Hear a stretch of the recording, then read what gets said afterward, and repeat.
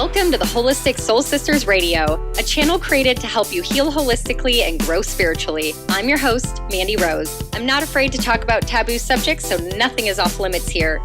Make sure you hit subscribe and get ready to learn more from me and other experts on all things health, spirituality, astrology, lifestyle, relationships, and so much more. I hope you enjoyed today's episode. Let's begin.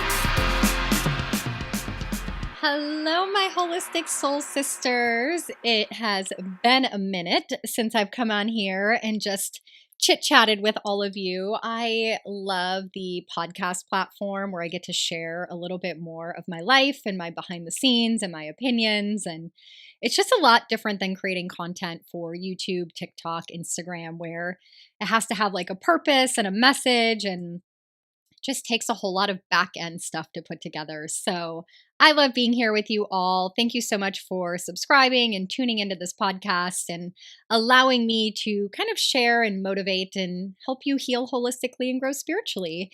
And today's episode, I didn't take any notes. I'm literally just sitting here with a cup of tea and letting my intuition guide me on talking about today's topic. And of course, on this podcast, we do Taboo Topic Tuesday. So usually the topics are a little controversial. And today, I'm not sure how controversial it is, but I may say a couple things that maybe ruffle your feathers a little bit or challenge your perspective and maybe even motivate you to make some changes in your life. But all that being said, at the end of the day, this is a judgment-free zone. I am only sharing my perspective, what I am living through. I am a constant work in progress. Things change and shift in my life just as much as they do in yours.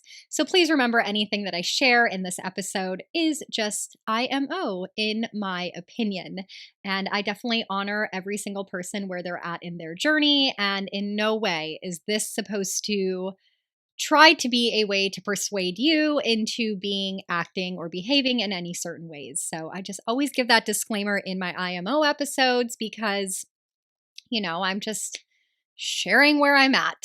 And with that being said, let's go ahead and dive into today's episode, all about me being sober for an entire year.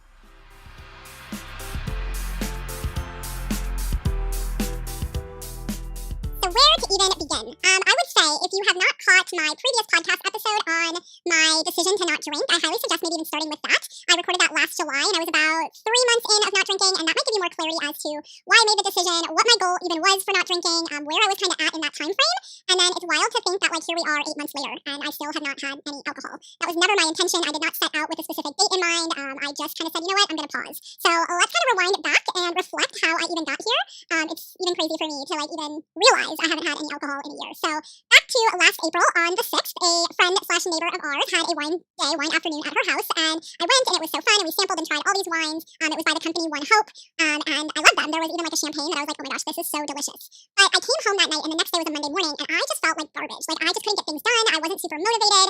Tuesday, Wednesday, I still was kind of sluggish, and it really made me reflect on my life.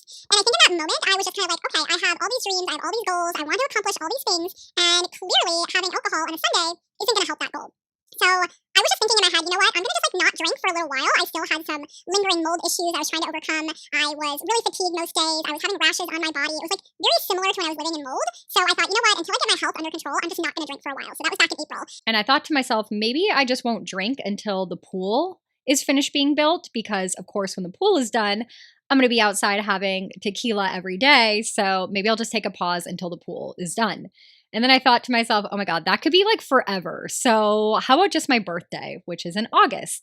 So I thought to myself, okay, maybe I'll just go from April until my birthday in August, and then I'll drink on my birthday. And that even seemed really long. So I thought to myself, okay, well, I'm not going to make it a restriction thing. If I feel like it, I will. I won't beat myself up for it. But I really just need to take a break to get my health back on track, and because I have a lot of goals I want to accomplish. So that was on April 6th. So here we are 1 year later, and I have not even had one single drop of alcohol. Not a sip, not a taste, nothing. And rewinding back and looking back, it was so wild that I made that decision, and I was following an intuition, because 1 month later, at the beginning of May, we discovered that our kitchen had black mold growing in it. Our builder had put in a pipe behind our kitchen wall that was never supposed to be there. It was leaking for over a year and it had infiltrated into all of our walls and our cabinets. And we had to go through a major mold renovation in our kitchen.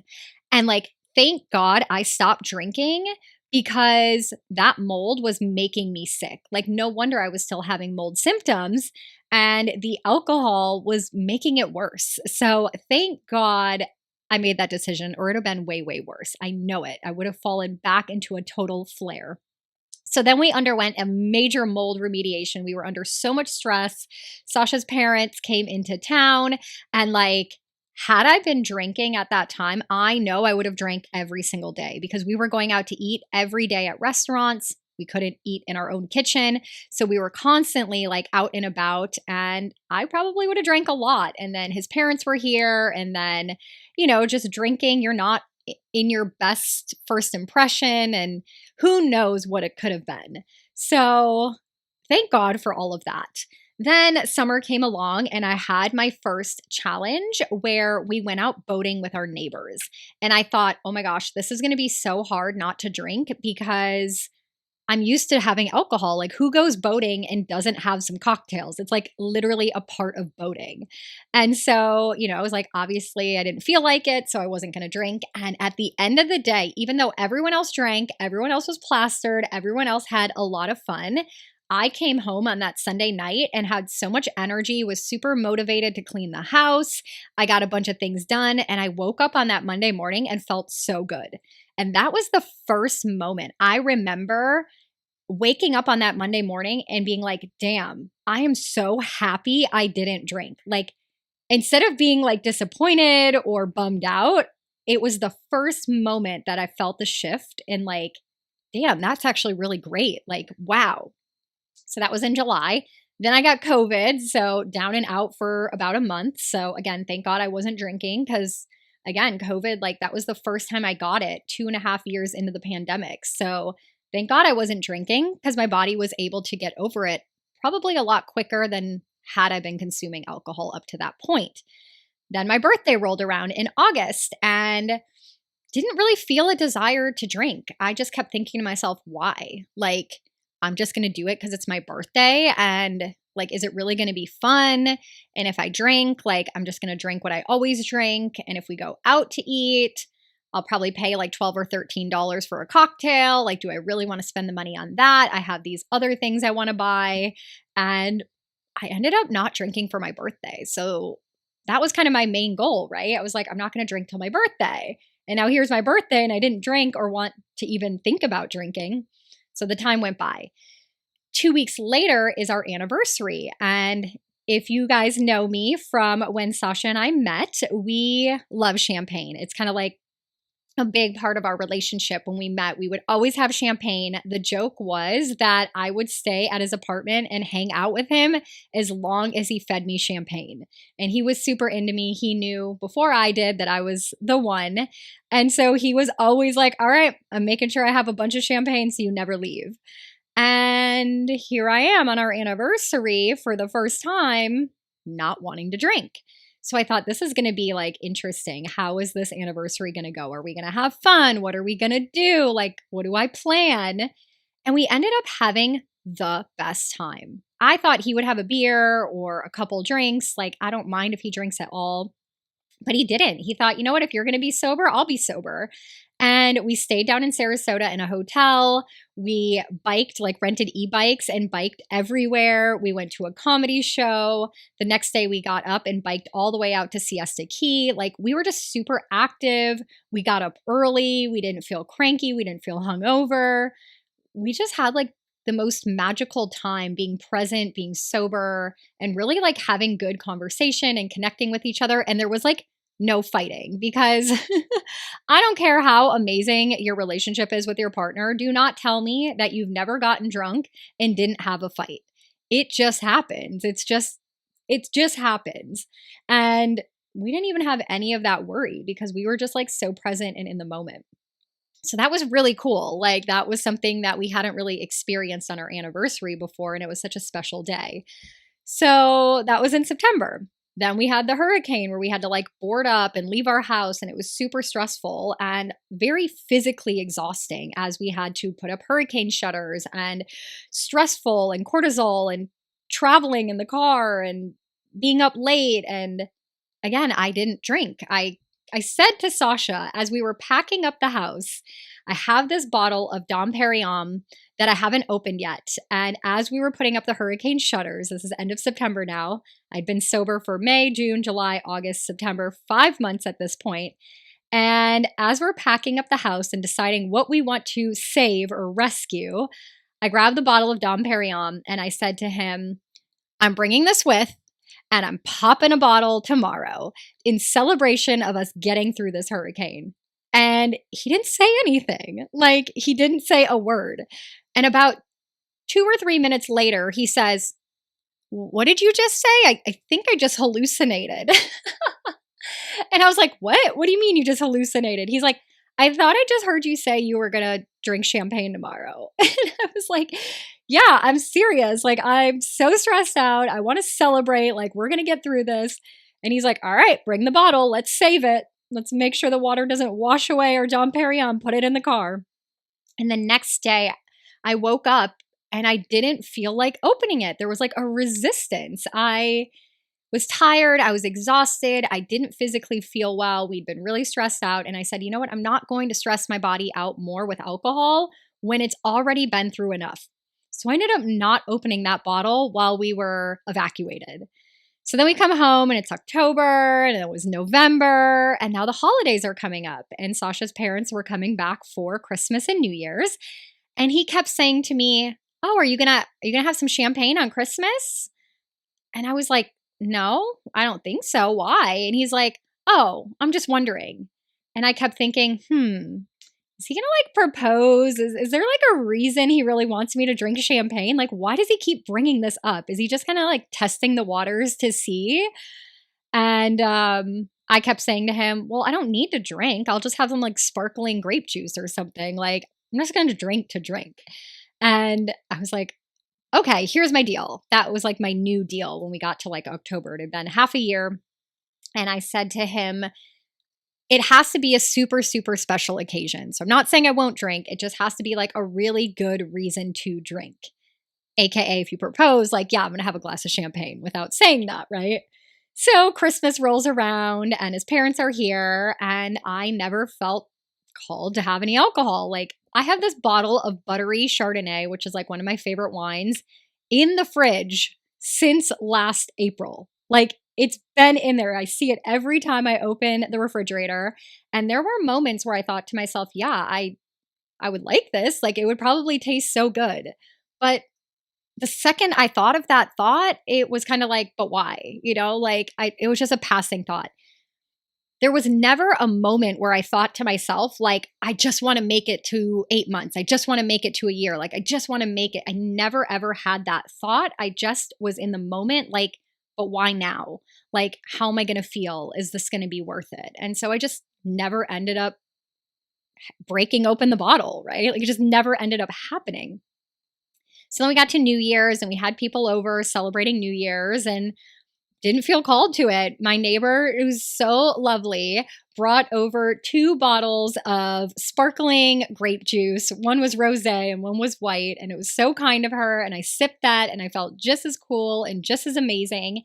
And I woke up on January 1st in the New Year energy, sober, refreshed, excited for the new year, and just clear. And that was freaking amazing. And so every time I thought that by not drinking, I would miss out, I ended up loving it. Like, I feel like I didn't miss out on the next day. I didn't miss out on accomplishing my goals. I didn't miss out because I felt amazing, where everyone else was like hungover or tired or whatever. So then that was January. Then came February and Valentine's Day, and Sasha had to go out of town on Valentine's Day. So like that didn't really matter. And then it's March, then March happened and it happened so fast. So I was like, well, I guess I'll just make it till April 6th, which is 1 year, and then I'll have a drink. And then I was like, I'm not just going to drink because it's been 1 year. Like, that's ridiculous. So here we are, 1 year completely sober. And I'd love to share with you like the lessons that I learned, but really there's like not a whole lot. I think in the previous podcast episode I did back in July, I did share with you a lot of the lessons because the first 4 months were really kind of the most challenging and the most eye opening and brought a lot of awareness to my habits and my patterns and my thoughts and my mood. But like now at this point, I just feel like this is me. This is my new way of life. And just about a month or so ago, I was talking to Sasha in the bathroom as I was getting ready for my night, doing my nightly routine and my eye mask and facial. And I said to him, "Oh my gosh, it's so crazy. Like all my under eye wrinkles are gone. I wonder if that's because of this new eye cream that I bought." And he literally looks at me and he goes, "Or the fact that you haven't drank alcohol in a year." And I was like, "Oh my God, that's right. I totally forget that I don't drink alcohol. Like it's not even a part of my identity." And I completely spaced how much not drinking probably was affecting my skin and my health and my body. Like it's not even like a thought pattern of my day. Like we go out, I don't even think about alcohol. Other people drink. It's not even like a temptation. Like it's so weird. I just never thought that I would be at this point. There are times in my past where I couldn't drink because of my health. When I was sick with mold, when I went through my autoimmune healing journey, those were all about 7 to 9 months each time. But I always couldn't wait to have a drink. Like I was like, oh my gosh, I'm going to have this champagne and I can't wait when I heal. And now there's like no end point. Like there's no desire. It's just my new norm.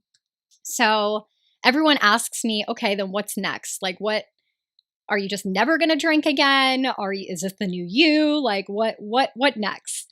And that's a very interesting question to be asked because I don't really have an answer. I'm literally just living day by day. And if the call changes, if I feel different one day, I'm going to honor that. And I'm not allowing this no alcohol sobriety thing to become a label or an identity. And that's something that I had a very deep conversation about with a good friend of mine. Her name is Tara. T Nan on Instagram. I also had her on the podcast during the Heartbreak to Heal mini series. And she actually inspired me to stop drinking. She stopped drinking about 4 months before I did. So she was a little bit ahead of me on the journey. She's in her 20s, lives a very social, active life. And so for her to not drink in her 20s when her friends are going out was definitely a challenge. But to witness her go through it a couple steps ahead of me was really beautiful to see. And she hit the 1 year mark at the end of February. So it was interesting to see what was going to happen when she hit the 1 year mark as a reflection of maybe how I might feel at my 1 year mark. So I talked to her and we talked a lot about like the identity portion and how drinking alcohol becomes a part of who we are. It's part of our identity, right? I go out and have champagne. Like that was a part of my identity. My podcast used to be called Wheatgrass and Champagne because I love champagne so much. I've been to Champagne, France. I got a chambong, which is essentially a beer bong for champagne. Like it was part of my identity. And that's what alcohol becomes for us. Like either you drink or you don't. And people want to put you in categories. They want to put you in lanes. They want to understand who you are by like putting you in a box. So it's like Mandy who drinks champagne or Mandy who's sober. And like, what if I have one drink on a Sunday and then I don't drink again for like 4 months? Does that mean I'm still Mandy who's sober, even though I have like an occasional drink? And then, like, how do I explain that to people? Like, oh, yeah, I don't drink except for blah, blah, blah, blah, blah. Or I do drink, but like only on special occasions. And so Tara and I had this conversation about like our identity and like how we're going to identify moving forward after not drinking for a year. So I know it's complex and kind of a confusing answer, but it is kind of confusing. You're kind of like, I didn't mean for this to even happen. I don't know how I want to move forward. So I'm just going to take it day by day and kind of see where it moves me.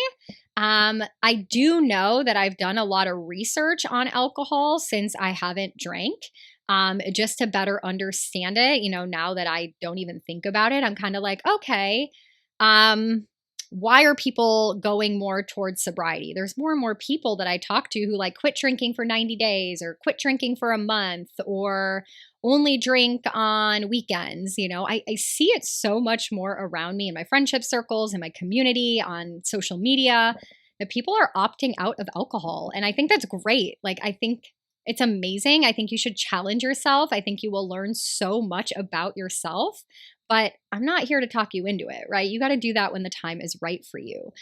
And with that being said, I started to follow more Instagram accounts of people that live a sober life, making mocktails, little hacks when you go out, like got into all these like mocktail things. And if you remember from my last podcast episode, I hate the word mocktail. I hate the word mocktail. Mock sounds like a mockery. It sounds fake. It sounds inauthentic. Like, cocktails are not mocktails. It's a cocktail either with alcohol ingredients or not with alcohol ingredients, but it can still be a cocktail. So I've been making bomb.com cocktails with no alcohol using herbs and shrubs and different fresh pressed juices and sparkling water and ginger beer from Australia. It's been like a whole vibe over here. I even got some of my neighbors who stopped drinking alcohol into making these kind of cocktails, and they were loving it when we went to like community events where typically everyone's drinking except for me. But it was great to inspire some of my neighbors and friends to not drink just because they don't have to drink if they don't want to. So, been making these cocktails, and through following these Instagram accounts, I've been learning a lot about alcohol. So, I want to kind of share some things with you that blew my mind around the alcohol industry. We obviously know that alcohol is a toxin. I don't need to tell you that. We already know that. They call it a spirit because in, spirituality, they say it lowers your aura, pokes holes in your aura, so you're more likely to be attached by negative entities, ghosts, whatever you believe. It's why people can become demonic when they drink alcohol, like they morph into another person. They say things they don't mean. They're like possessed by a negative entity. That's why it's called spirits. All of that, I've talked about it before. But what I learned is more about the FDA standards and the regulations around the production of alcohol. And one of the craziest things, and I knew this from bartending, is they can put additives and fillers and things in alcohol and wine specifically that they never, ever, ever have to disclose on the label. Just like you have food labels that give you like the ingredients and the calories and all of that, they don't have to do that for alcohol, spirits, beer, and wine. And this is why it's like so deceptive when you get like a low cal like seltzer or apple cider or beer, and it's like low calories, only has 99 calories, but like they're all sugar, they're all carbs. So you think you're drinking something low cal when literally it's just like sugar because they don't have to tell you what's in it. I don't like that. I don't like that as a health coach. I don't like that as someone who lives a holistic lifestyle. Like, I want to know what I'm putting in my body. And if I'm going to put alcohol in my body, I'll take just the alcohol. I don't want the additives and fake shit that you don't even have to tell me what's in it. Once I started learning that, I was like, ew, ick, yuck.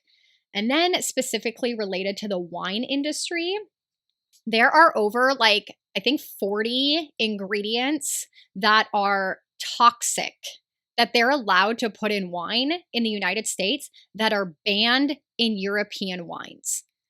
Well, duh, right? Even our food, and most food that we consume in America is banned in Europe. But the same thing happens in the wine industry. So they're able to put all of these things in our wine in America, including mold. For example, in the United States, when wine is produced, it's allowed to have a certain level of mold and still be safe for human consumption. In Europe, it's zero. Like, you cannot have ochratoxin in the wine for it to be safely consumed by people. Another thing is, if you are vegan and you are drinking a wine produced in the United States, you're not a vegan. I'm going to say that again. If you are a vegan and you are drinking wine produced in California or somewhere in the United States, you are not a vegan, because they put in American made wines things like, it's so gross. It's like cow stomachs and bladders and food elements from animals to change the flavor and the taste and used as preservatives that they don't use in Europe. So, ew, and they don't have to tell us. Again, none of these things have to be disclosed. They put up to 40 grams of sugar in a bottle of wine to make it taste better. They also put things like preservatives and stuff in the wine to make it look clear. Like wine, when it's naturally produced, has a little bit of sediment. It's a little bit cloudy, but Americans don't like that. So they put some fillers in it to make it like clear and pure. These things are labeled as carcinogens, toxins, neurotoxins, but they are allowed to use it anyways. And I was just like, oh my God, that like too much info for me. No, thank you.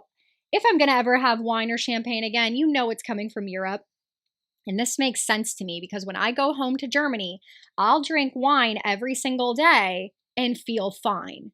But if I have one bottle of wine made within the United States, I'm not going to feel well the next day, even if it's just 1 or 2 glasses.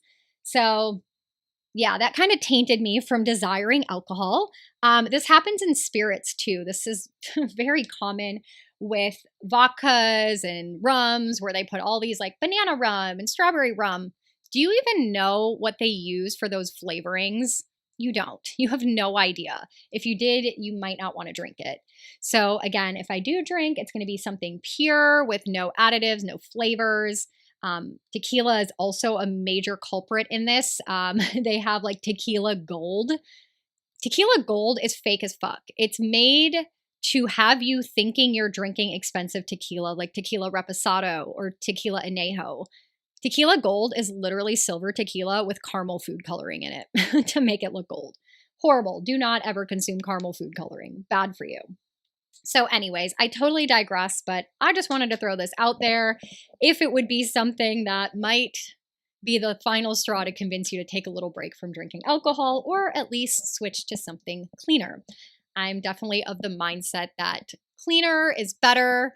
And if you don't want to quit, just know what you're consuming. Conscious consumption, being aware of what you're putting in your body. So, what next? I guess that's kind of where I'm going to leave off this episode is what next?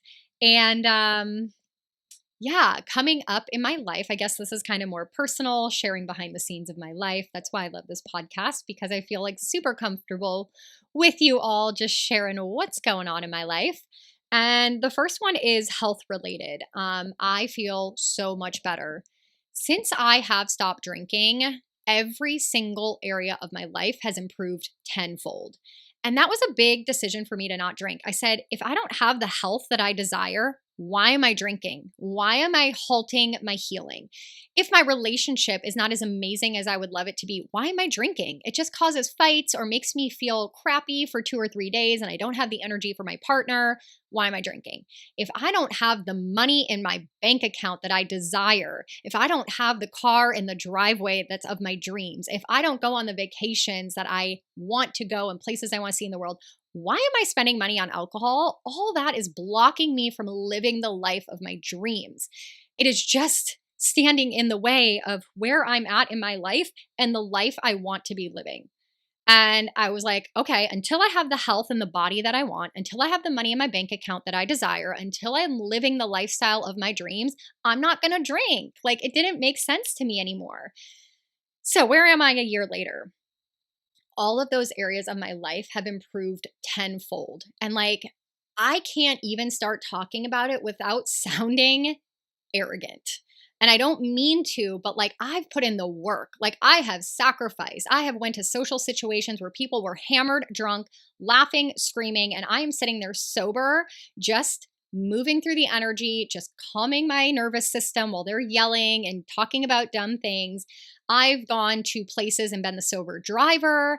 I have, chose to stay in environments when I'm tired or cranky and hungry, but like someone was drinking and they were having a good time. So I'm just letting them have a good time. I put in the work. I said no. I committed to myself. So the results that have come about it, I almost don't feel sorry for being a little arrogant about it because I deserve it. I made a decision that it goes against the grain, against the norm. I was the loner. I stood up for my dreams. And so my health, like, okay, it's not even close to where I want it to be. I want my 2018 body back.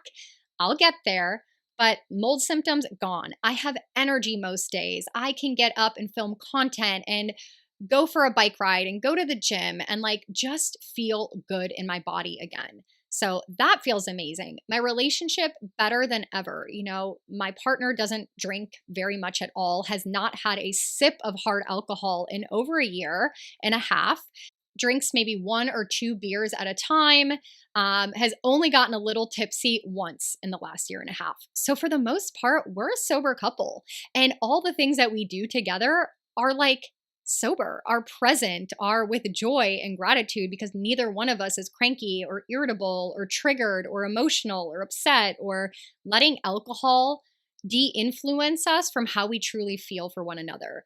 And that's been beautiful for our partnership. We've been able to have deep, uncomfortable conversations. We've been able to recognize patterns and projection of trauma on each other and work through it and talk through it and grow from it.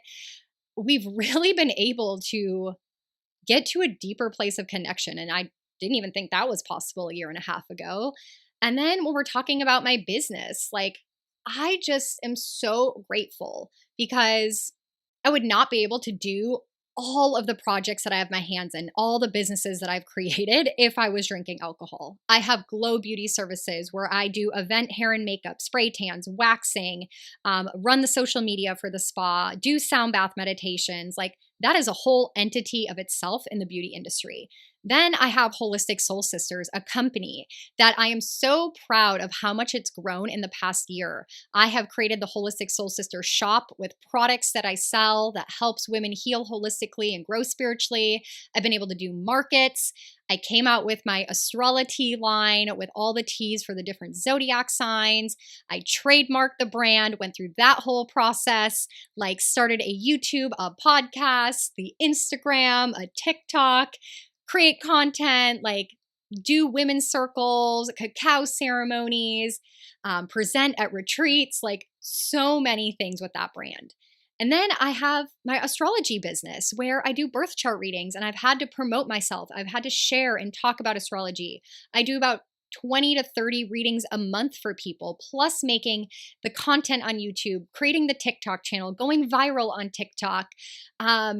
It's a lot. Like what I do is a lot. And again, I wouldn't be able to do all of that if alcohol was a part of my life. I'd be tired, I'd be fatigued, I'd be exhausted. And I just want to keep growing all of these outlets. I have more businesses I want to open, more platforms I want to create. I want to start a nonprofit in the next 2 years that helps women who are ill with chronic illness, that need alternative healing and alternative remedies that their insurance doesn't cover, that want to go to natural holistic doctors and need financial support and assistance. Like, I have dreams and goals to change this world. And alcohol is not going to let me do that. And although I've been feeling so healthy and feel so much better, really the next chapter of my physical healing journey is really about getting back into the gym, putting on muscle mass again, really getting back into a state of physical activity that I am comfortable with.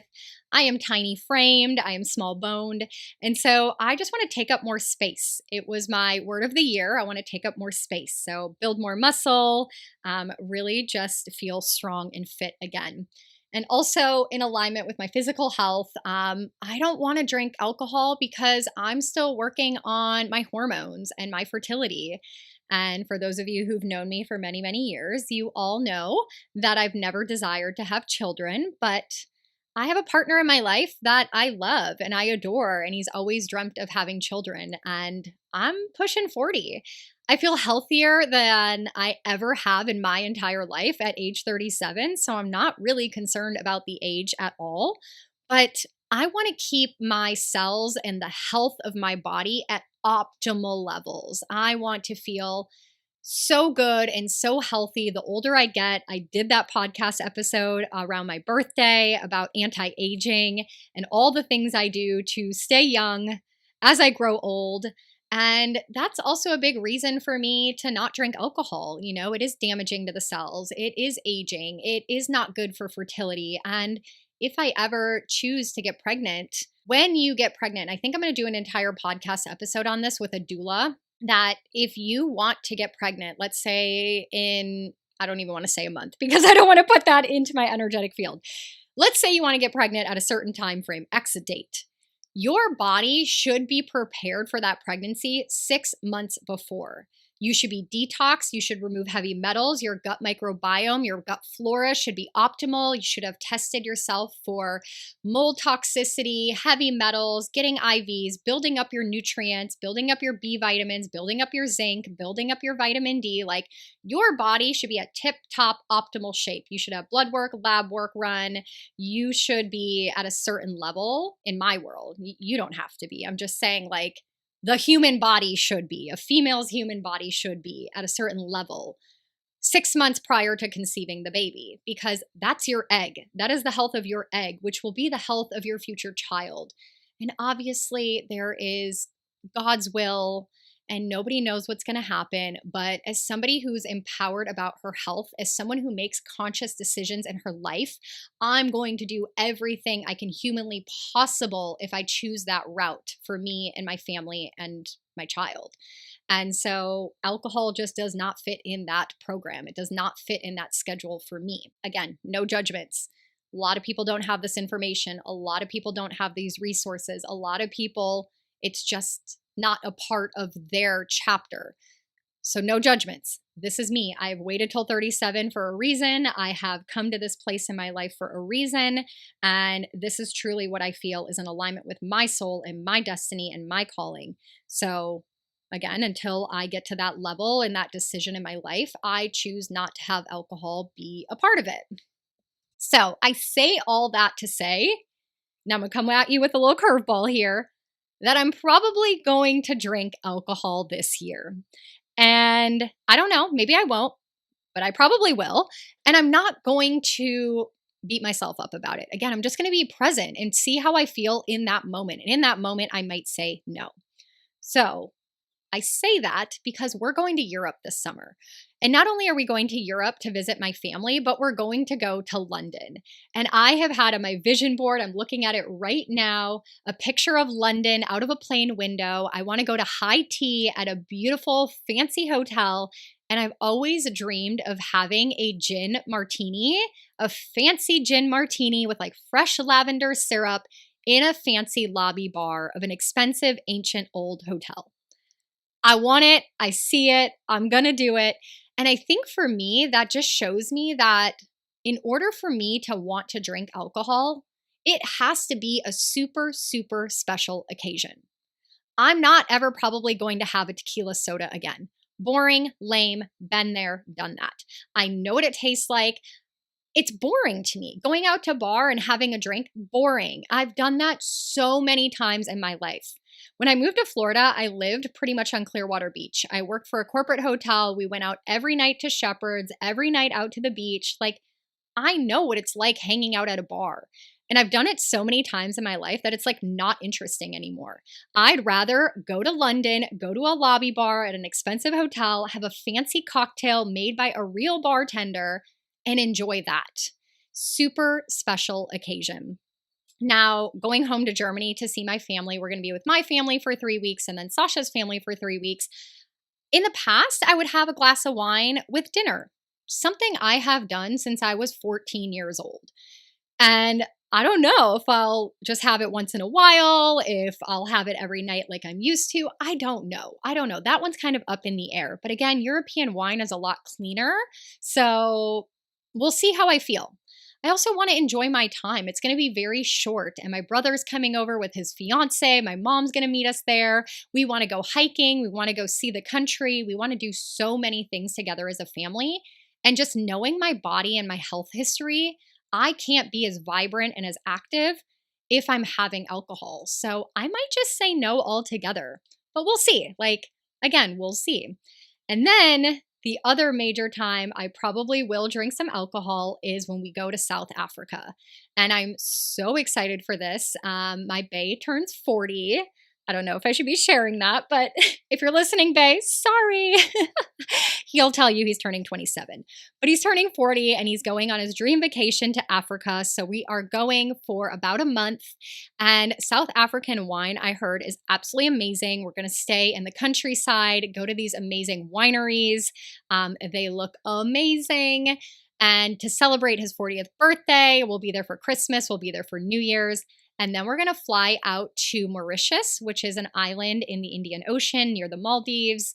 And we're flying business class, like upper class. So, I'm going to have some champagne on the plane. We're going to stay at this beautiful 5-star resort in Mauritius. So I'm going to live my best life. But I don't know what that looks like. Is my best life just like a glass of champagne here and there? Is it once during the trip? I don't know. But I'm already putting it in my wheelhouse of understanding and compassion and empathy for myself, saying, if you do, cool. And if you don't, cool. And when people ask you, do you drink alcohol? Like, you can tell them no. You can tell them yes. You can tell them I'm a super special occasion drinker. It doesn't really matter what you tell them because they don't need to care if you drink or not. It's irrelevant to them.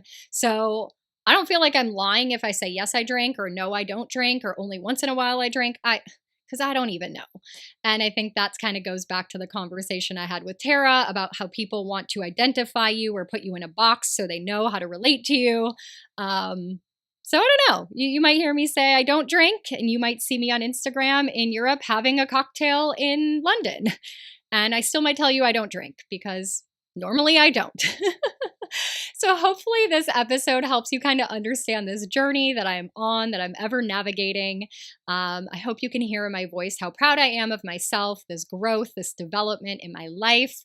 I hope that somewhere in this it inspires you to try this out for yourself, to maybe go through the experience to reflect in your life where it might be holding you back from your greatest dreams and desires. And if you have any questions or you want support or you want an accountability buddy or you want to just bounce a conversation or ideas off of someone, you know where my DMs are. Just find me on holistic.soul.sisters. Reach out. I'll help you navigate it. I'll help you find the best cocktails with no alcohol. I will help you come up with little hacks in your life, how you can get through social situations. It's a journey. And I thank every single one of you who has witnessed this journey, supported me in this journey, who has cheered me on, who's just sent me a message and been like, damn girl, I'm proud of you. It's not for me, but I'm happy for you because I honor you where you're at. If you don't want to drink, don't. If you like drinking, do it. I mean, I did it for pretty much my whole life from 14 on in Germany until I was 35 years old. So yeah, it's interesting. We'll see where it goes.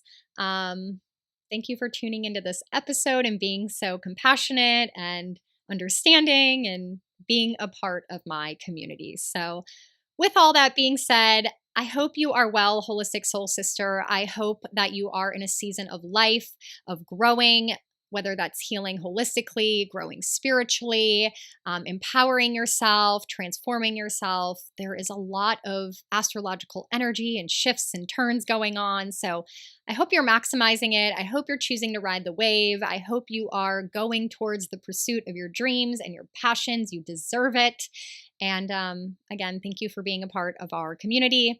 If this is your first time tuning in, please stick around. You can subscribe here on Holistic Soul Sister Radio. We have the Holistic Soul Sisters TV channel over on YouTube and also our Instagram page, which is holistic.soul.sisters. And of course, a private Facebook community where we do private events, we share, we connect. I will be having practitioners coming up very soon that will be sharing their information and content within our Facebook community. Really looking forward to that. I've been working on the back end with practitioners in collaboration to bring you more guidance, more healing, more information, more empowerment to help you on your journeys. So sending you love and light, and I will catch you in the next podcast episode. If you have any recommendations of topics you want me to cover over here on Taboo Topic Tuesday, I am happy to take any requests that you may have. And I look forward to connecting with you all, whether it's on Instagram, Facebook, TikTok, YouTube, over here anywhere, in person. And until then, keep healing holistically and growing spiritually.